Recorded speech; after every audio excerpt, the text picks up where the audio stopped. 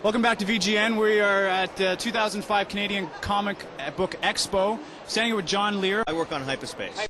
Now, I do notice that you guys are one of the few shows on TV that actually talk about the video game industry. In your eyes, how long have you been covering video games, and do you notice a trend in the popularity of video games Covering growing? video games right from the beginning. HypaSpace for 3 years. The Space Channel has been doing stuff on video games right from the beginning. I mean, look, it's such a huge industry. It's bigger than movies. It's making more money than movies, and the kids go nuts for it. And we love to cover it. We love to play the games. So it's just another aspect of the whole sci-fi fantasy. Are you a gamer yourself? I try to be. I'm not very good. What are you playing It takes right me now? a long time. What am I playing right now? Well, actually, I'm getting ready for the From Russia with Love game, the James Bond game. So I've been boning up on the last. Sean Connery actually did the voice work on that. That's right, he did.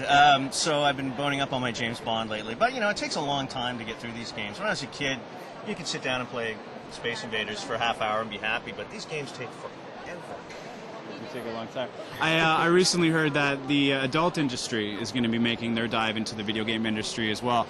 You know, they're talking about addiction levels already starting to rise with video games just in general. Do you foresee a potential problem there with these two powerhouse industries? You've got the porn industry on one hand, the video game industry on the other hand. When those two combine, do you see possibly a new sexual revolution, video sexual revolution coming, or problems with addiction rising? Well, I see Middle America quite possibly exploding over the aspect of that. I mean, just this thing with what's San Andreas, where they found the little thing in the middle of that, and they went nuts for it. You know, it's okay to blow somebody's head off, but the second they have sex in video games, look out. I don't know. That's going to be a tough sell because video games are marketed to kids and young adults for the most part, and introducing porn into the mix is kind of dangerous. Hillary Clinton has announced a $90 million investigation to the effects of video games. Now, she represents more of the right-wing side of it. Guys like Joseph Lieberman, who look at games like GTA and say, well, they caused the events of Columbine. Now, the other end of that, you have the U.S. government, the Army specifically, making video games on a regular basis now, you know, literally almost right off the shelves from the tools that they use for their Army specialists right to the kids. Do you see a bit of a hypocrisy there?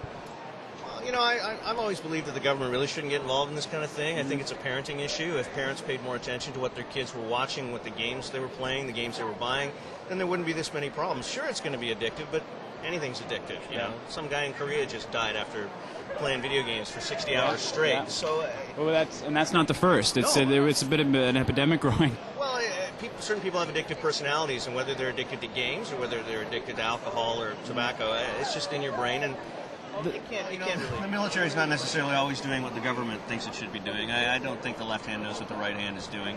And they're having trouble making their recruitment levels these days. And if they can make it more attractive to kids, that's what they're going to do. They need their soldiers. And in your experience, though, would you agree with what some people say, that video games cause violence, or would you find that it actually, as a player yourself, that it de-stresses you at all? No, Maybe there are some types of personalities that want to take it further, make it real, but, you know, it goes all the way back to when you were a kid and you were watching Roadrunner and Coyote, you know.